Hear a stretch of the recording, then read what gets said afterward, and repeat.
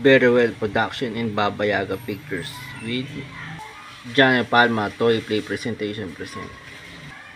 Plaster Season 7 Zorro The Los Hermanos Part 6 The Last Run Up Now Play.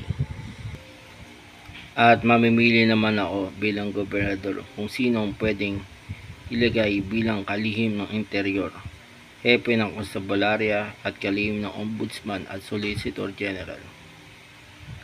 Bala ko kasing alisin sa pwesto ang dating kaalyado ni Vice Governor Morales. Ray Nawala. Parito ka. Gusto ko sanang makiusap sa inyo na kung maaari lamang bilang bagong mananakop ng Espanya na wag niyong pasukin ang aming kaharian, kundi mabibigo lamang kayo dahil may tigapagbantay kami na proprotekta dito at magpapabaksak sa inyong imperyo. Yun ba ang gusto niyo mangyari kapag sinakop niyo ang aming kaharian? Wala na tayong magagawa, Rinawala. Ito na ang kasunduan namin sa hari ng Espanya na sasakupin namin ang inyong kaharian. Kung ayaw nyo na magpasakop sa amin, wala akong magagawa kundi ibenta na lang kayo sa Mexico o sa ibang dayuhang bansa na may gustong umangkin ng inyong kaharian. Pero maraming salamat na rin sa inyong paalala at pagpunta dito. At naniniwala naman ako na muling isisilang sa hinarap ang kabayanihan ni Zorro, tulad ng nangyayari ngayon sa panahon natin. Don Carlos, bakit na yun? Don Roberto, good news. Nabigyan ng 3 taong peace treaty itong bayan ng San Lucas mula sa mga gustong sumakop dito. Ayon nito sa impormasyon ko kay Reyna Wana at kay Gobernador Aragon, kasama na dito ang tigil putukan. Magandang balita yan kung ganun, dahil medyo na nagkakaedad na ako. Binabala ko na magretiro bilang Zorro at babalik na lamang ako sa taong panahon kapag kinailangan ng taong bayan. Mga Musketeers, bilang ako, si Kapitan Baggy at ito naman si Congressman Nieves, ay taas puso kaming sumusuko sa inyo para hindi na kami makapanggulo pa dito ng lubusan sa bayan ng San Lucas at sa itong kaharian ng San Rafael. Magandang desisyon yan, Congressman Nieves at Kapitan Baggy.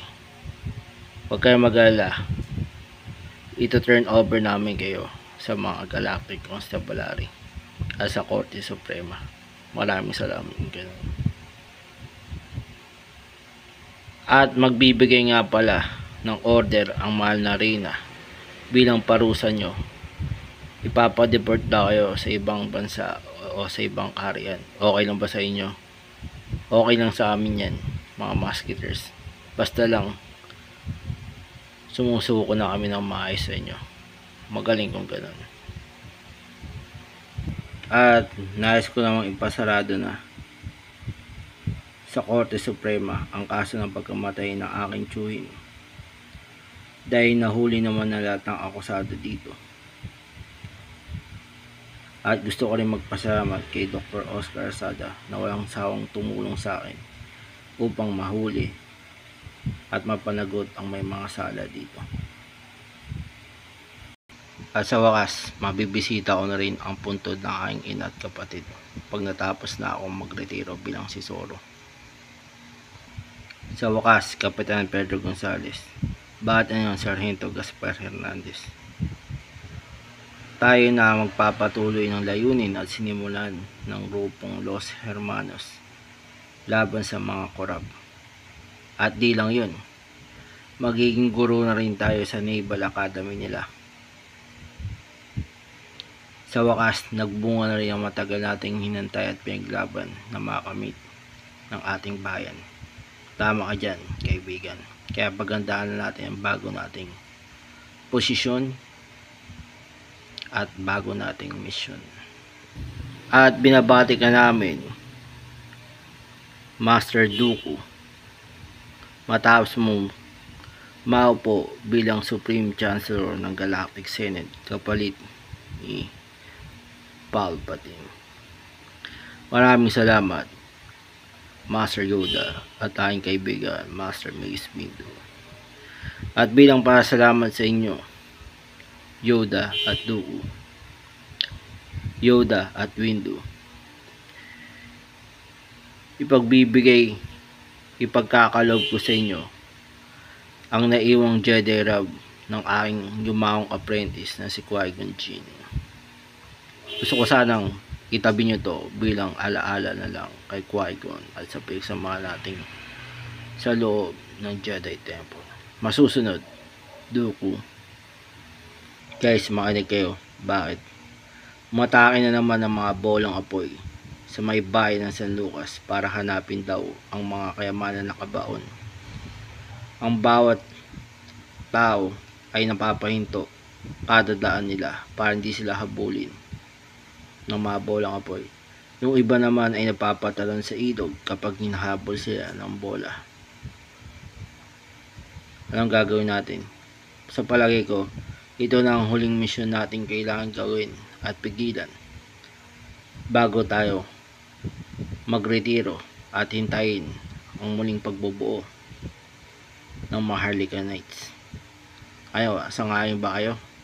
Sangayon kami na pigilan ito kung ito na ang huling misyon natin. Sige, salamat yung ganon. Maraming salamat, Islaw at Bawang. Naintindihan nyo ako.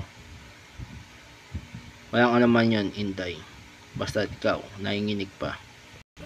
Paano yan, El Diablo? Boy Aswang, anong gagawin natin? Nakakulong din tayo sa ibang dimension, tulad nila Galeman Tsuma. Tama kaingin ng tulong yan. Yan din ang pag-iisipan ko ngayon. Kung anong gagawin natin. Ikaw ba, Gagamboy? May naisip ka? Wala nga eh. Kaya nga yun nung tanong ko sa inyong dalawa. Kung may naisip kayo para tayo makakalabas sa dimension na to. Alam niyo ba, Goku at Fidel, ano yun, Master Roshi? Need natin tulungan si Ben Solo na bawiin ang trono ng Naboo mula sa fake monarchy at smuggler na naghahari dito.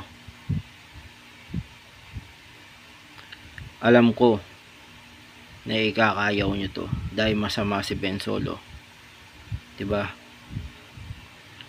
Huwag kang mag-alala, tutulungan pa rin natin siya kahit anuman ang ugali niya. Maraming salamat, Roshi. Maraming salamat, Goku at Fidel. Wala nga naman yung Master Roshi. At need ko namang alamin kung saan nagmumula ang panibagong sakit na kumakalat dito sa bayan ng San Lucas bago patuloyin ito kumalat sa ibang mga lugar at magdulot ng panibagong pandemya at kaguluhan. Ito na siguro ang huli kong gagawin at misyon bago magretiro bilang si Zoro. Kailangan ko ng kumilos sa ngayon. Maging okay ang lab result ni Mama. Tumaba siya ulit at umabuhay niya. Gabayan nyo kami sa Sunday. Maging maganda sana ang araw namin. Hashtag makahita ako ng mega jackpot sa Ultra Lotto 658 this June at makasampa ng barko next year si Papa at makasurvive ako dito sa Pice Project. Hashtag matuloy project namin dito sa Bayat Pieces project namin ni Mama this year. Hiraya manawari lahat ng wish na ito. Amen. The epic saga continues and the saga will end.